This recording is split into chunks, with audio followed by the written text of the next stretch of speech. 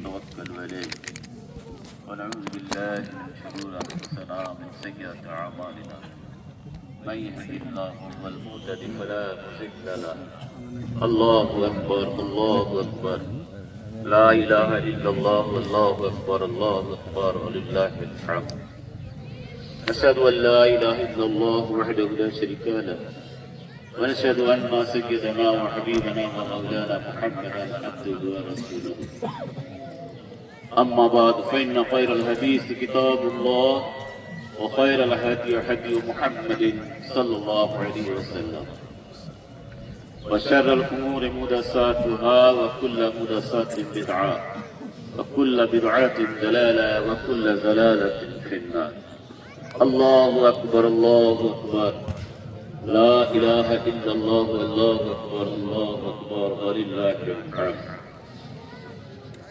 আল্লাহ তাআলার লাখো শুকরিয়া রব্বুল আলামিন একটি মাস সিয়াম সাধনার পরে আজকে শাওয়ালের প্রথম তারিখে ঈদুল ফিতরের সালাত সমাদা করার আমাদেরকে তৌফিক এনায়েত করেছেন।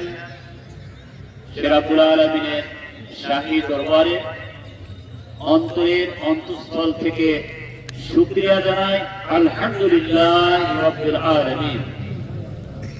প্রিয় নবী, বিশ্ব নবী, মানবতার মুক্তিদূত, সর্বকালের শ্রেষ্ঠ নবী নবী মুহাম্মদ রাসূলুল্লাহ সাল্লামের প্রতি অসংখ্য দরুদ ও তাসলিম আমরা সবাই পড়ি সাল্লাল্লাহু আলাইহি ওয়াসাল্লাম। আমি কোরআনুল কারীমের একটা ছোট্ট আয়াতের অংশ পাঠ করব এবং প্রিয় রাসূলের একটি হাদিসের অংশ পাঠ করব। সাথে সাথে মুমিন মুসলমানদের নবী রাসূলদের পরীক্ষা, ঈমান এবং নেক আমল এবং অন্যান্য বিষয়ে আলোচনা করার চেষ্টা করব। যদি আপনাদের শোনার আগ্রহ থাকে আমি আমার ভাষায় কোরআনুল কারীমের এবং হাদিসের ভাষ্য অনুসারে আলোচনা করার চেষ্টা করব। আজকে রমজান শেষ, আমি মনে করব যাদের রোজা, যাদের সিয়াম আল্লাহর কাছে মাকবুল হয়েছে, গ্রহণ হয়েছে, মঞ্জুর হয়েছে, তারা আজকে একজন পবিত্র মানুষ হিসাবে আমরা এই ঈদগাহে উপস্থিত হয়েছি আলহামদুলিল্লাহ পড়ে। এবং তারপরে হয়তো কিছু রাশি হয়তো থাকতে পারে আজকে ঈদগাহে সালাত আদায়ের পরে এই কাজটা সমাধা করার পরে যতটুকু হয়তো খুঁটিনাটি ছোট পাপ অনুষ্ঠিত হতে পারে, এই সালাত আদায় এবং খুতবা শোনার পরে আশা করা যায় বাড়ি ফিরবো, আমরা নিষ্পাপ হয়ে বাড়ি ফিরবো ইনশাআল্লাহ। সম্মানিত মুসলিম কেরাম, আল্লাহ পাক কোরআনুল কারীমে ঘোষণা করেছেন সারিউ ইলা মাগফিরাতিন মির রাব্বিকুম, তোমরা দৌড়াও, যাও, চলে যাও কিসের দিকে? মাগফিরাতের দিকে। তোমার পরওয়ারদিগার কাছে মাগফিরাত কামনা করো, আর এই মাগফিরাত যদি কামনা করো তাহলে আল্লাহ তাআলা তোমাদের জন্য জান্নাত নির্ধারিত করেছেন। সম্মানিত মুসলিম কেরাম, আমি এই আয়াতের আর বেশি আলোচনা করব না, আজকে ঈদ সম্পর্কে আলোচনা করে পরবর্তীতে আলোচনা করার চেষ্টা পাবো। আমরা সবাই জানি মুসলমানদের দুইটা খুশি, একটা হলো ঈদুল ফিতর এবং ঈদুল আজহা। এটা প্রত্যেকটা জাতির ঈদ আছে, প্রত্যেকটা জাতির ঈদ আছে, কিন্তু মুসলমানদের ঈদ হলো স্বতন্ত্র। এর স্বতন্ত্র একটা বৈশিষ্ট্য আছে। অন্যান্য জাতির ঈদে আছে বেহাপনা, নির্লজ্জতা। কথাগুলো অনেকের কষ্ট হলো, একটু চিন্তা করবেন। তাদের ঈদে আছে বেহাপনা, অশ্লীলতা, গান এবং বাজনা। এই প্রসঙ্গে আমি আরেকটা কথা বলবো।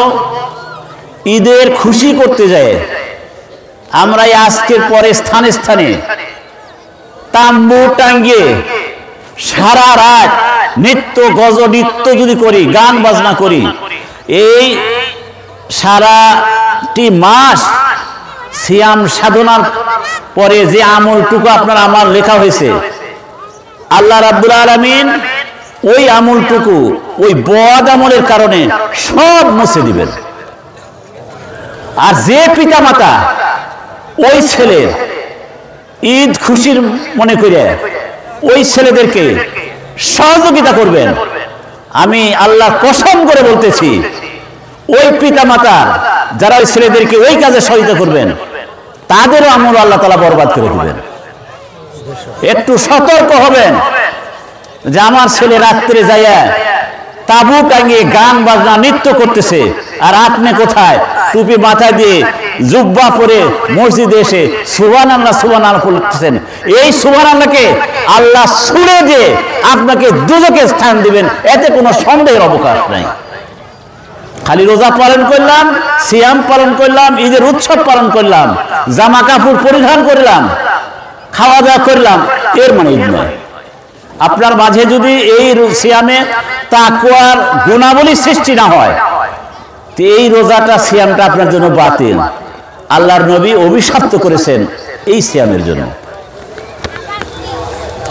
তাহলে অন্যান্য জাতি আছে বেহাপনা, অশ্লীলতা, গান বাজনা, অশ্লীল ছায়াছবি, নগ্ন প্রদর্শনী, কিন্তু আমাদের ঈদে আছে হলো সহনশীলতা, পরের উপকার, সম্প্রীতি এবং সম্পর্ক মজবুতের একটা উজ্জ্বল অনুকরণীয় দৃষ্টান্ত।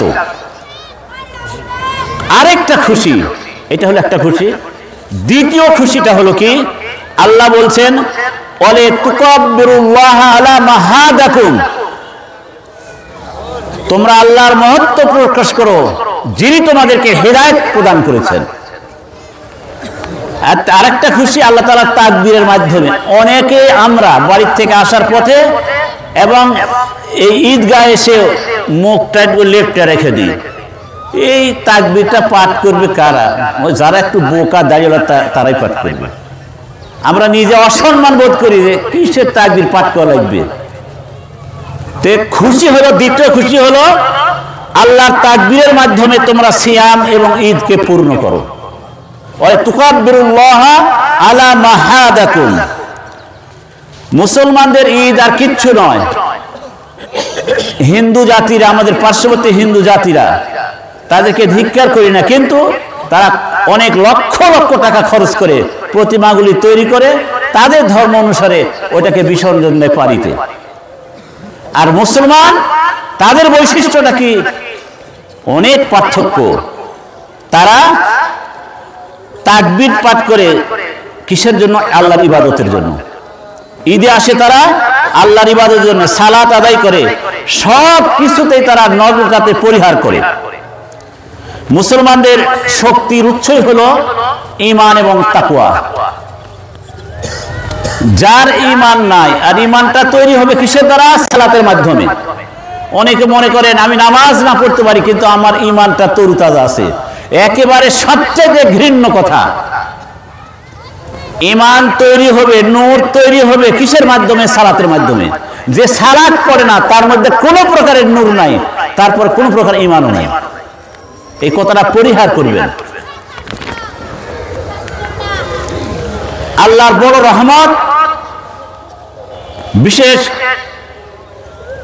আল্লাহর বড় রহমত, আল্লাহ সারা বিশ্বে মুসলমানদেরকে 57টি রাষ্ট্র দান করেছেন এবং 150 কোটির উপরে তার মুসলিম জনসংখ্যা। কিন্তু এই মুসলিম জনগোষ্ঠীর এত সম্পদ থাকা সত্ত্বেও আজকে মুসলমানেরা বড় নির্যাতিত, মাজলুম।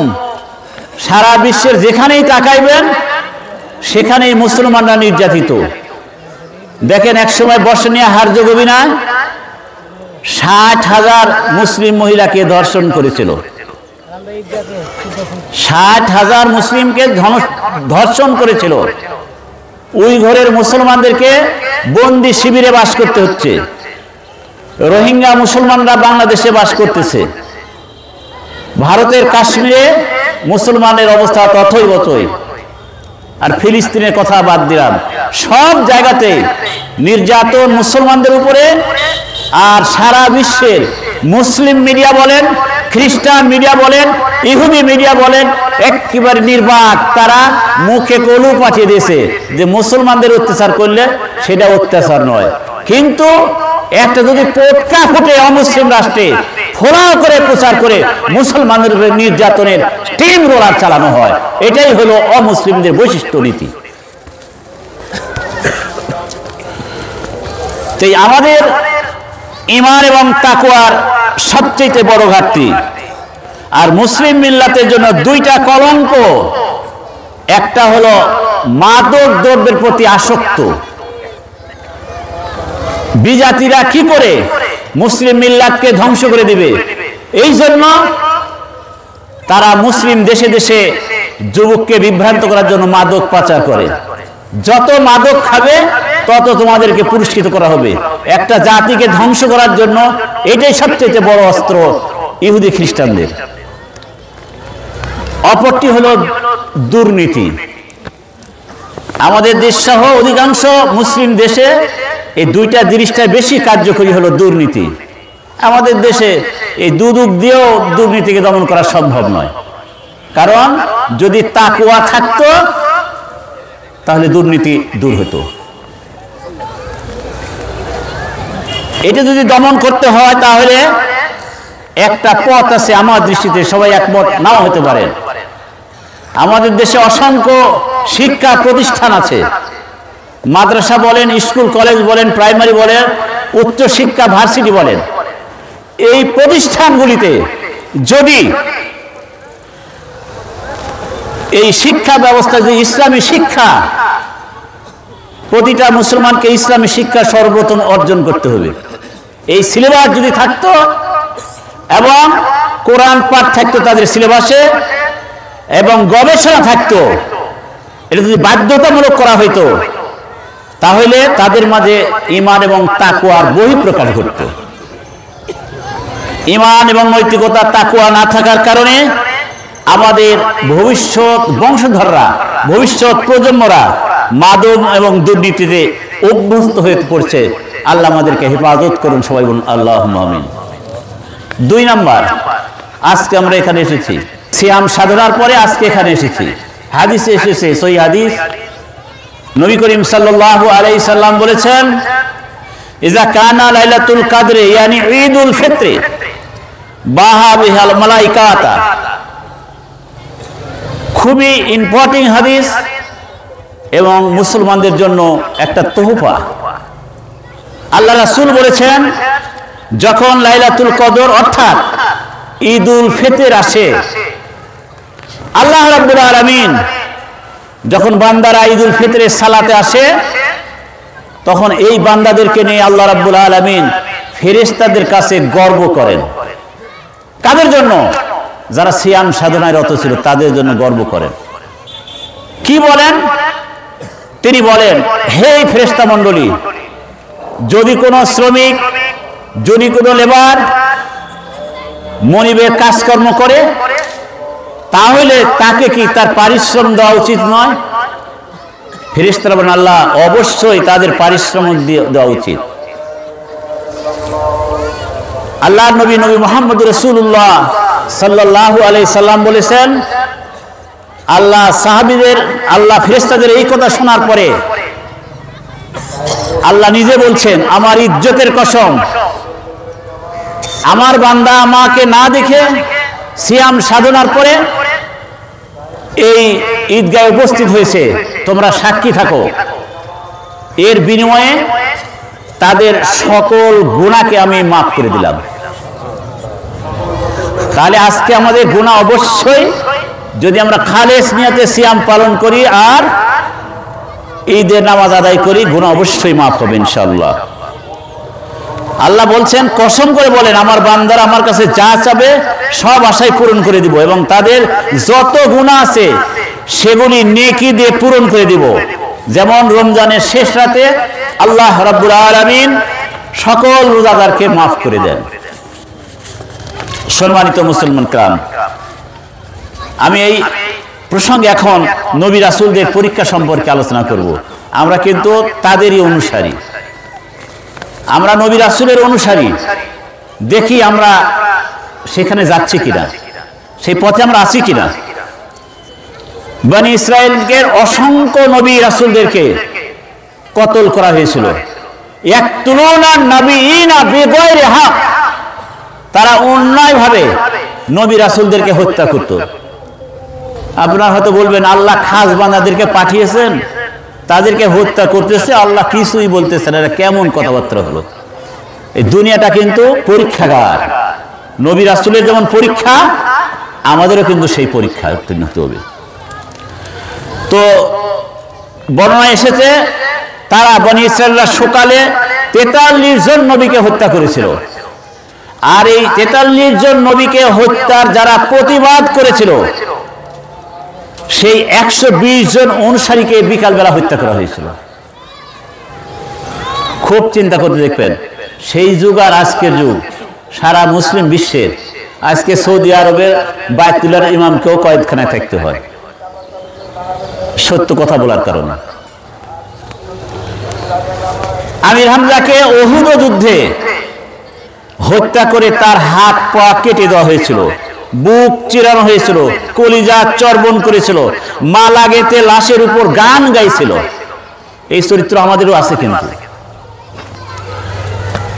মালা গেঁথে লাশের উপর গান করেছিল। বর্ণনা এসেছে, হযরত আমির হামজার লজ্জাস্থান কেটে টুকরো টুকরো করা হয়েছিল।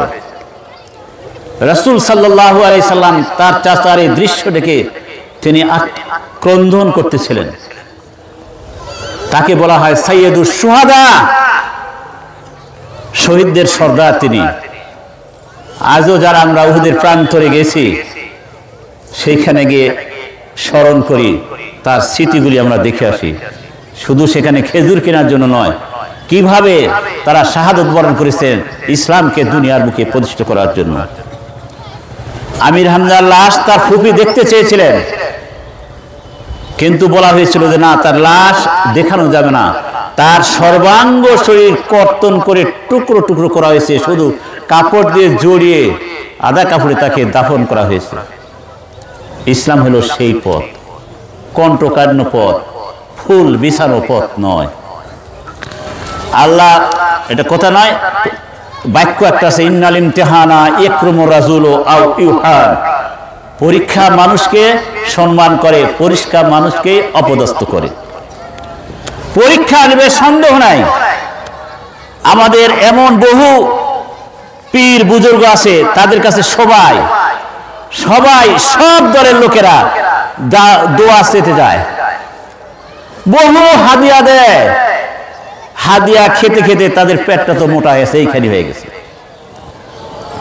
আবার কোন কোন হুজুরকে বিনা অপরাধে জেলখানায় যে রিমান্ডও দেওয়া হয়। বহু মাহফিল হয়, ট্রাককে ট্রাক খাদ্য তাদের সেই মাহফিলে চলে যায়। মুসলমান একটু চিন্তাও করে না যে এই ট্রাককে ট্রাক খাদ্য আসতেছে কি গায়েবীর থেকে, কোথ থেকে, চিন্তাও করে না যে ওই ট্রাককে ট্রাক খাদ্য আসতেছে, আমরা খাচ্ছি, তার জন্য দোয়া করতেছি। এই খাদ্যগুলি কারা দিচ্ছে? তারা ওই খাদ্যগুলি কি ঘুষের টাকার, সুদের টাকার? কিচ্ছু আমরা খোঁজ খবর নেই। মন উজাড় করে দোয়া করি আর খাই আর সুবহানাল্লাহ করি। সুদের টাকা কামাই করে পাহাড় জমিয়ে সেই টাকা দিয়ে মাহফিলে দান করতেছে, ইফতার করাইতেছে, আমরা খুব সুবহানাল্লাহ করতেছি আর খাচ্ছি, একটু চিন্তাও করতেছি না। হালাল খাদ্য খাওয়ার তৌফিক আমাদেরকে আল্লাহ যেন দান করেন। অনেক বক্তারা বাইসা বাইসা কোরআনের ওয়াজ করেন, খালি জিকিরের, নামাজের, রোজার, কিন্তু ৬৬৬৬টার মধ্যে 500 আয়াত যেগুলি আছে এটার একদিনও কথা বলেন না। অনেক মসজিদের ইমাম যদি এই কথা বলেন তার এর মধ্যে থাকবে না। অনেক মাওলানা যদি এইসব কথা বলেন আসল কথাটা কোরআনের, তাহলে তাকে মাহফিলে নেবেন না, বাধা দিবেন, এই ভয়ে আসল কথাটা বলে না। আবু জেহেল যদি বলতো, নবী আবু জেহেলকে নবী যদি বলতো, চাচা আপনি, আবু জেহেলকে নবী যদি বলতো, চাচা আপনি রাজত্ব চালান, আমি মসজিদে ইমামতি করব, এই কথা যদি আল্লাহ রাসূল প্রস্তাব দিতেন তা আবু জেহেল অবশ্যই খুশি হইতেন। খুশি হ্যাঁ আমার মনে হয় বলতো যে আচ্ছা ভাস্তা ঠিক আছে, তুমি রাজত্ব চাঁদা তুমি ইমামতি করো, আমি ইমামতির বেতনটা তোমাকে দিয়ে দেব। রাসূল কি করেছিলেন? তার কোথায় কি রাজি হয়েছিলেন? আমরা ইমাম মনে করি মসজিদের ইমাম, ইমাম মানে নেতা, আর আমরা নেতা তৈরি করি অসৎ ব্যক্তিদেরকে। যেটুকু পাপ হবে করবে, সেই পাপে আমলটুকু হাবিল কাবিলের মতন যে অন্যায় তো করেছিল আমাদের আমল নামায় আসবে, স্মরণ রাখা দরকার। সম্মানিত মুসলিম কিরাম, পরীক্ষা সবার নয়, পরীক্ষা হবে ইমানদারের, পরীক্ষা ইমানদারদের হবে। নবীর পথে চলবে যারা, তাদের অবশ্যই পরীক্ষা দিতে হবে। পরীক্ষা ছাড়া তাদের পরিত্রাণ পাওয়ার উপায় নাই। এবং পরীক্ষা দিতে হবে ধাপে ধাপে, একটা পরীক্ষা উত্তীর্ণ হচ্ছেন আবার পরীক্ষা দিতে হবে, এটাই হলো পরীক্ষা। হযরত ইব্রাহিম পরীক্ষা দিয়েছিলেন, মুসা আলাইহিস সালাম পরীক্ষা দিয়েছিলেন, জাকারিয়া আলাইহিস সালামকে কোরাত দিয়ে হত্যা করা হয়েছিল, সর্বশেষ নবী নবী মুহাম্মদ রাসূলুল্লাহ সাল্লাল্লাহু আলাইহি সাল্লামকে ঈমানি পরীক্ষার কারণে তাকে পরীক্ষা দিতে হয়েছে। যাদের পরীক্ষা নাই, সে আলেম হোক যে ব্যক্তি হোক না কেন, যার পরীক্ষা নাই, যে পরীক্ষা দিচ্ছে না, সেই হবে সুবিধাবাদী, সেই হবে সুবিধাবাদী, আর সেই হবে মুনাফিক, সেই হবে গোলালু। এদের সংখ্যার অভাব নাই। খালি চোখে দেখলে নদীর পানি যদি আমরা দেখি, পুকুরের পানি যদি দেখি পরিষ্কার, আমরা বুঝবো যে এটা পরিষ্কার পানি। কিন্তু যদি যন্ত্র দিয়ে দেখেন, দেখবেন কি ওই পানিতে প্রচুর জীবাণু আছে। এটা তো বাস্তব কথাবার্তা।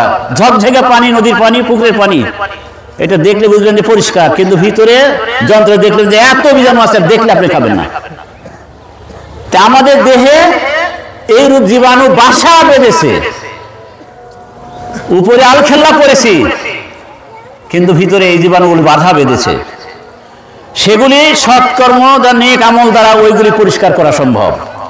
বর্তমান সমাজের ইমামেরা কোরআনের সত্য কথা প্রচার করতে পারে না, অথচ এরা মসজিদের নেতা, দেশের নেতা নয়, যেহেতু দেশ চলে অন্যদের হাতে। আমাদেরকে মুনাফিকদের খোলস পাল্টিয়ে পরিষ্কার মুমিন হতে হবে। মুনাফিকদের খোলস পাল্টিয়ে পরিষ্কার মুমিন হতে হবে। রাসূল সাল্লাল্লাহু আলাইহি সাল্লামের চাচা আবু তালিবের মতন রাসূলকে এত সহযোগিতা করেছিলেন এমন ব্যক্তি দ্বিতীয়টি নাই, কিন্তু শেষ পর্যন্ত তিনি মুসলমান হয়ে মরতে পারলেন না। এত সহযোগিতা করেছিলেন, তিনি বেঁচে থাকা পর্যন্ত উতবা সাইবা তারা রাসূলের উপর কোনো অত্যাচার করতে পেরেছিল না। কিন্তু এই চাচা যখন মারা গেলেন কাফির অবস্থায়, মৃত্যুর পর রাসূল তার জন্য দোয়া করবেন, তখন নিষেধাজ্ঞা এসে গেল। কার জন্য দোয়া করতেছেন? অসম্ভব। এরকম মুসলমানদের আর অভাব নাই, কিন্তু এতটা রাসূলকে সহায়তা করেছিল। আল্লাহ রাসূল নবী মুহাম্মদ রাসূলুল্লাহ সাল্লাল্লাহু আলাইহি সাল্লাম বলছেন, কিয়ামতের দিন রোজে মাহশরে সবথেকে কম আযাব হবে এক ব্যক্তির, তিনি হলেন আবু তালিব। সেই কম আযাবটা কি? তাকে আগুনের জুতা খড়ম পরিয়ে দেওয়া হবে পায়ে। এটাই হলো দুজকের ব্যক্তির সবচাইতে কম আযাব। এই আযাবের কারণে পায়ে মানে আগুনের খড়ম পরিয়ে দেওয়ার কারণে তার মগজ উছলে উছলে ছিটকে ছিটকে পড়ে যাবে। দেখুন তো আমরা সেই খাতায় পড়তেছি কিনা, সেই আবু তালিবের অনুসারী আছি কিনা। আব্দুল্লাহ বিন উবাই সারা বছর রাসূলের সঙ্গে তাকবীরে উলার সহিত সালাত আদায় করতেন, তাকবীরে উলার সহিত সালাত আদায় করতেন। রাসূলের যেমন মাথায় পাগড়ি ছিল, তিনার মাথায় পাগড়ি ছিল, তিনি টুপি পরতেন, জুব্বা পরতেন, সব আমলগুলি করতেন, কিন্তু আসলে তিনি ছিলেন মুনাফিক। কিন্তু মুনাফিক বলে কোনদিন রাসূল তাকে কিছু বলেন নাই। আব্দুল্লাহ, তার ছেলে আব্দুল্লাহ, তার কৃতকর্ম জানতেন। তিনি রাসূল সাল্লাল্লাহু আলাইহি ওয়াসাল্লামকে বললেন, ইয়া রাসূলুল্লাহ, আমার আব্বাকে আপনার ওই জুব্বাটা দিয়ে কাফন দাফন করাইবেন। রাসূল করেছিলেন সবকিছু। আয়াত নাজিল হয়েছিল, জিবরাইল আলাইহিস সালাম এসে বলতেছেন, কার জন্য দোয়া করতেছেন আপনি? সূরা তাওবা ওয়ালা তুসাল্লি, খবরদার তার নামাজ পড়াবেন না, তার জন্য দোয়া করবেন না। 70 বার যদি দোয়া করেন আল্লাহর কাছে সেটা পৌঁছবে না। তিনি নামাজ কম পড়তেন? মদিনার মসজিদে রাসূলের সাথে জুব্বা পরে তাকবীরে উলা সহিত সালাত আদায় করতেন। আর তার সামনে আল্লাহ রাসূলকে বলা হচ্ছে, জিবরাইল এসে বলতেছেন, খবরদার তার জানাজা করবেন না, তার জন্য দোয়া পর্যন্ত করবেন না। এই আব্দুল্লাহ বিন উবাইয়ের অনুসারী কিন্তু আমাদের বহু আছে, বহু আছে। জুব্বা পরে এই আমাদের একটা অভ্যাসের কথা বলি, রোজা রেখে বৈকাল হয় আর অমনি একদল ছেলে ফেলে এই মেসাক এক ধারছে ঘুষে আর যায়, দৌড়াচ্ছে দৌড়াচ্ছে, বলে হচ্ছে ওটাই হলো ইবাদত। আল্লাহ রাসূল বলেছেন, রোজাদারের ওই মুখের দুর্গন্ধ আল্লাহর কাছে মিশকে আম্বারের চাইতে বেশি। এইভাবে ঘোরাঘুরি করার প্রয়োজন নাই, এইভাবে সময় করার প্রয়োজন নাই। ওই অবস্থায় আপনি প্রত্যেকটা সময় আঙ্গুলে তসবিহ করেন, আঙ্গুলে তসবিহ করেন, সুবহানাল্লাহ বিহামদি বলেন, এই নেক আমলটাই আল্লাহর দরবারে পৌঁছে যাবে। এগুলি পরিহার করার চেষ্টা করেন। আমরা আব্দুল্লাহ বিন উবাইয়ের অনুসারী হব? আব্দুল্লাহ বিন উবাই সব সহায়তা করেছেন, কিন্তু যুদ্ধের সময় তিনি তার 300 অনুসারী নিয়ে সেখান থেকে বিদায় গ্রহণ করেছিলেন। সম্মানিত মুসল্লিনে কিরাম, যদি এর সামনে দোয়া করতে আল্লাহ রাসূল নিষেধ করেন, আমরা কি ওই খাতায় পড়তেছি? ওই অনুসারী যদি হয়ে থাকি, আজকেই তওবা করে ইস্তেগফার করব, আল্লাহর কাছে মাপ নেওয়ার চেষ্টা করব, আল্লাহ যেন আমাদেরকে ক্ষমা করেন। চিন্তা করবেন, একটা হাদিস, দীর্ঘ হাদিস আপনাদেরকে বলতে পারলাম না। আমি অনুরোধ করব, আল্লাহ তাআলার একটা বড় নিয়ামত, বিরাট হুকুম আমরা পালন করেছি। আল্লাহ হুকুম পালনার্থে যেন আমাদেরকে মাফ করে দেন। আমাদের মা বোনের প্রতি অনুরোধ করব, কোনো সময় হিজাব ছাড়া বাহিরে যাবেন না। সব থেকে ভালোবাসবেন স্বামীকে। স্বামী আপনার জান্নাত, স্বামী আপনার জান্নাত।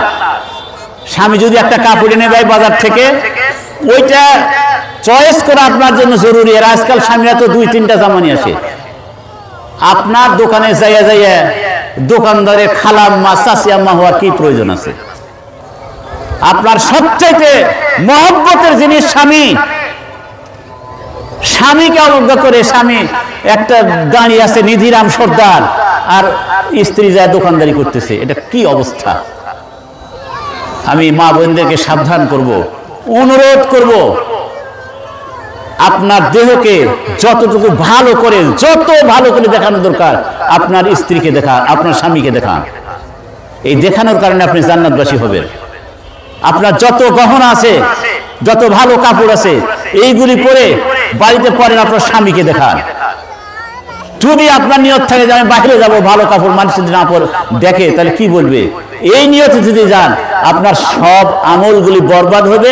আপনি দায়ুসের খাতায় আপনার নাম লেখা হবে, আপনি একটা চিরকালের জন্য জাহান্নামী হয়ে যাবেন। আমি অনুরোধ করতেছি, স্বামী স্ত্রী মিলে সংসারকে সুচিদ্ধ করুন। মা আয়েশা খাদিজাতুল কুবরার অনুসারী হন। আল্লাহ আমাদেরকে এই কাজগুলি করার জন্য তৌফিক এনায়েত করেন। সবাই বলেন আমিন।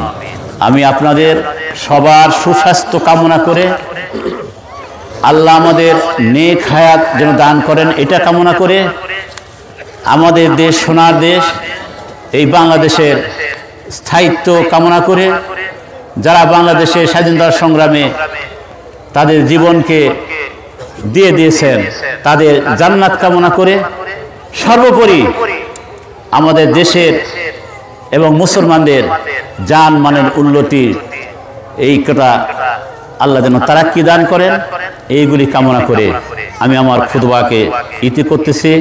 আল্লাহ আমাদেরকে সব নেকামুলিল করার তৌফিক ইনায়েত করুন। সবাই বলুন আমিন। ইন্নাহু তাআলা জাদুন কারিমুম মালিকুম বারর রাউফুর রহিম।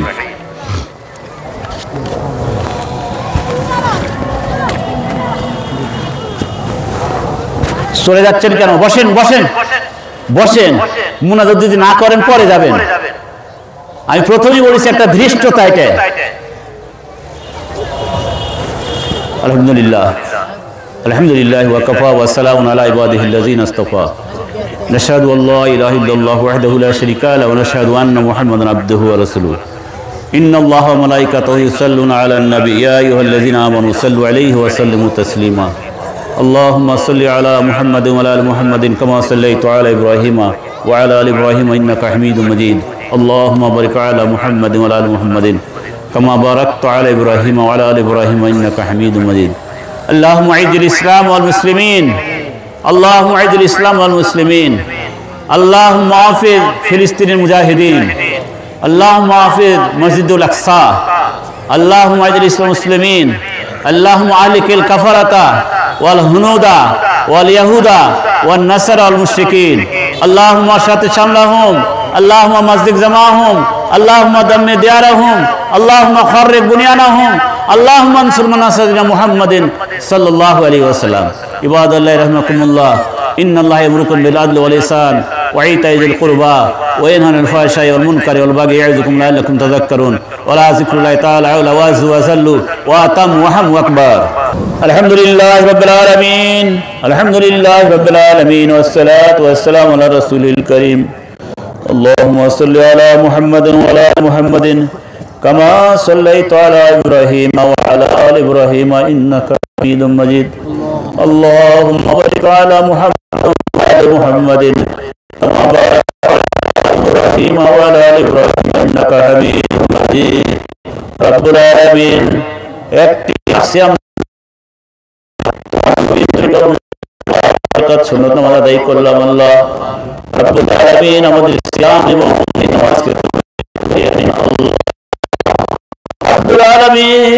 অনেক পাপ করেছি, পাপ ক্ষমা হচ্ছে কিনা জানি না। ঈদের দিন মুসল্লিরা ঈদগাহে উপস্থিত, কিন্তু আমিরুল মুমিন আসতেছে না। সবাই আমিরুল মুমিনের কাছে যাই দেখে তিনি সিজদায় পড়ে আল্লাহর দরবারে ক্রন্দন করতেছেন। সাহাবারা জিজ্ঞাসা করলেন, ইয়া আমিরুল মুমিনিন, আপনি আজকে ঈদের দিনে কেন বাড়িতে বসে আছেন, ক্রন্দন করতেছেন, দাড়িকে ভিজিয়ে দিয়েছেন? আমিরুল মুমিনিন বললেন, সাহাবারা শোনো, 30টি দিন রোজা করলাম, সিয়াম সাধনা করলাম, কিন্তু জানি না আমার গুনাহ খাতা আল্লাহ মাফ করেছেন কিনা, জন্য আজকে আমার চোখে অশ্রু ঝরতেছে। যিনি আশরায়ে মুবাশশারা, যিনাকে দেখলে শয়তান 40-48 দিন পর্যন্ত আসতে না, যাকে আল্লাহ রাসূল ফারুক উপাধি দিয়েছিলেন, যাকে বলেছিলেন আমার পরে যদি কোনো নবী আসে হযরত ওমর আসবে, তিনি যদি ঈদের দিনের এই অবস্থা হয়, রব্বুল আলামিন সেই আশরায়ে মুবাশশারা চাইতে আমরা কত নগণ্য বান্দা। আল্লাহ তোমার দরবারে হাত তুলেছি, আল্লাহ আল্লাহ মা বোন সহ হাত তুলেছি, আল্লাহ আমাদের চাইতে মা বোনদের দোয়া কবুল হয়। আল্লাহ রব্বুল আলামিন দয়া করে যদি গুনাহ খাতা থেকে মাফ করো, আমাদের সিয়ামকে কবুল করে নাও, আমাদের নামাজকে কবুল করে নাও, আমাদের সেহরি ইফতার যতগুলো আমল করেছি আল্লাহ এগুলি তুমি নাও। রব্বুল আলামিন গত বছর অনেক ভাই এখানে সালাত আদায় করেছিলেন, তাদেরকে আল্লাহ কাঁধে তুলে দিয়ে আল্লাহ দাফন কাফন করেছি। আল্লাহ জানি না কবে আমাদের খবর আসবে, কবে মসজিদ আসবে, অমুক অমুক মারা গেছে, তার জানাজা হবে অমুক টাইমে। আল্লাহ এইভাবে আমরা তো আস্তে আস্তে বিদায় নিয়ে যাব। এমনি ভাবে আমাদের পিতা মাতা যারা মাটির কবরে এতিমের মতো ঘুমিয়ে আছে, রব্বুল আলামিন আজকে ঈদের দিনে অনেকে বিদেশে আছে, আব্বু খবর নিচ্ছে, আব্বু তুমি কেমন আছো, খবর দে, ভালোই আছি। হায় হায়, আমার পিতা, আমার মাতা, আমার আত্মীয় স্বজন ওই বাড়ির কাছে বাঁশের ঝাড়ে ডাক দিলে একটিবারও আওয়াজ রব্বুল আলামিন তার ওয়ারিস হিসাবে তোমার দরবারে দুখানে হাত পেতেছি আল্লাহ। যাদের পিতা মারা গেছে 10 মাস 10 দিন পেটে ধারণ করেছে আল্লাহ, ওই পিতা কঠোর পরিশ্রম করে আমার জীবনের উন্নতির জন্য তারা কবরে ডুবে আছে আল্লাহ। তাদের যদি কোনো গুনাহ থাকে আল্লাহ, আজকে এই ঈদের দিনে আল্লাহ তাদের কবরে আযাবকে তুমি মাফ করিয়ে দিন আল্লাহ। আল্লাহ তাদের কবরখানা জান্নাতের কবর বানিয়ে দিন আল্লাহ। আল্লাহ তাদের কবরে আল্লাহ চিরদিনের মতো ইল্লিনের সুবাতাস বহিয়ে দিন আল্লাহ। রব্বুল আলামিন যত আত্মীয় স্বজন মুমিন মুমিনাত মুসলমান করে তুমি মাফ করে দিন আল্লাহ। যারা আমরা হাত তুলেছি আল্লাহ, তোমার নাম রহমান রহিম গফুর রহিম আল্লাহ, এই হাতকে তুমি খালি হাতে ফেরত দিও না আল্লাহ। রব্বুল আলামিন এই মসজিদ হওয়ার থেকে শুরু করে আজ পর্যন্ত যত মুমিন ছোট বড় দান করেছে আল্লাহ, মসজিদের বড় দানবীর কোমরউদ্দিন মাফ করে দিন আল্লাহ। চেষ্টা করতেছে আল্লাহ,